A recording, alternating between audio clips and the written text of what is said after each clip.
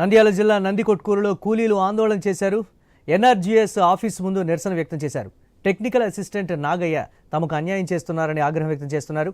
6 రోజుల పాటు పనిచేస్తే కేవలం 4 రోజులకు మాత్రమే హాజరు వేస్తున్నారని మండిపడుతున్నారు కూలీలు. రోజు కూలీ కోసం 5 కిలోమీటర్లు వెళ్లినా ట్రావెల్ ఛార్జీలు చెల్లించడం లేదంటున్నారు కూలీలు. పనులు చేసే చోట కనీసం మంచినీటి వసతి కూడా ఇవ్వడం లేదని ఆవేదన వ్యక్తం చేస్తున్నారు. టెక్నికల్ అసిస్టెంట్ నాగయ్యపై చర్యలు తీసుకోవాలని కూలీలు అధికారులకు విజ్ఞప్తి చేస్తున్నారు.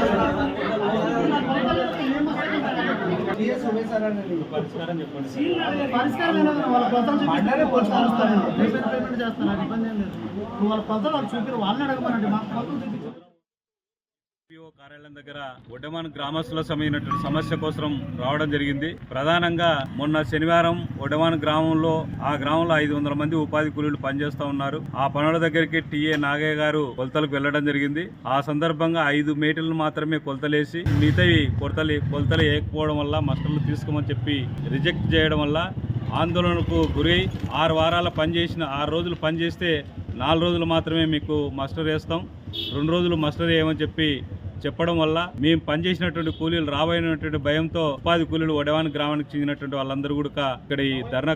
మాది వడ్డవాన గ్రామం. మేము ఉపాధి హామీ పని కింద పనిచేసే వాళ్ళం 750 మంది కూలీలు ఉన్నాం. దాంట్లో ఇప్పుడు డైలీగా 500 మంది పనికి వస్తున్నారు. ఒక టెక్నికల్ అసిస్టెంట్ వచ్చేసి మాకు 4-5 గ్రూపులు చెక్ చేసి మళ్ళీ 5-6 గ్రూపులు మాస్టర్లు తీసుకోమంటే నేను కొలతలు వేసుకోలే తీసుకోవడం చెప్పినారు. కాబట్టి ఆ విషయం కొరకై వచ్చినాం వీరికి నందికొట్కూరు మండలానికి. ఇప్పటి నుంచైనా కొలతలకు తొందరలో వచ్చి సారోళ్ళు వచ్చి మాకు టయానికి సహకరించాలని కోరుతున్నాము. మళ్ళీ మిగతా టైంలో వస్తే మేము 10 గంటల 10-10:30 వరకు ఉండగలుగుతాం. 10:30 దాటితే ఉండము అని చెప్పినాం సార్.